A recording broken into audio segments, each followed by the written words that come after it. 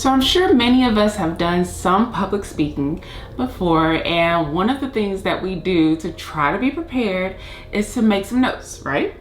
Well, did you know that there's a right and wrong way to prepare notes, as Cara explains in her eye contact chapter of the Credibility Code? She instructs that you should not have a script.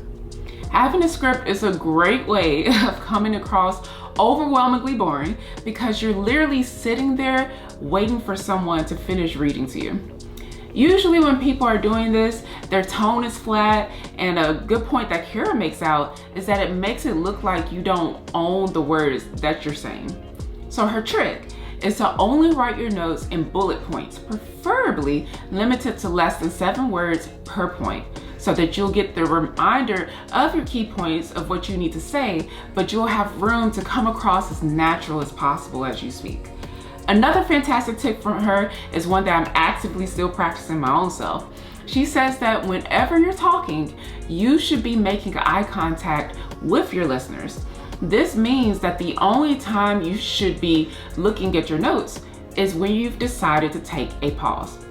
Now, this may make you gasp and thinking, but why would I stop talking? Wouldn't that, just make things awkward just to glance at my notes? Believe it or not, pausing briefly to look at your notes isn't something that's going to negatively bring down anything. A brief pause is just fine as long as you're not making it weird. Making it weird would be verbally apologizing for pausing in that moment, or through your body language every time you pause to look at your notes. People will be patient, and they will not freak out if you take a quick pause to look at your notes and then look back up to them to speak. I have found that this is helpful for me because my nervous tic is talking too fast. So this helps me regulate my pace to just take a pause, glance at my notes. So try that out the next time you have to pull out notes to speak to an audience.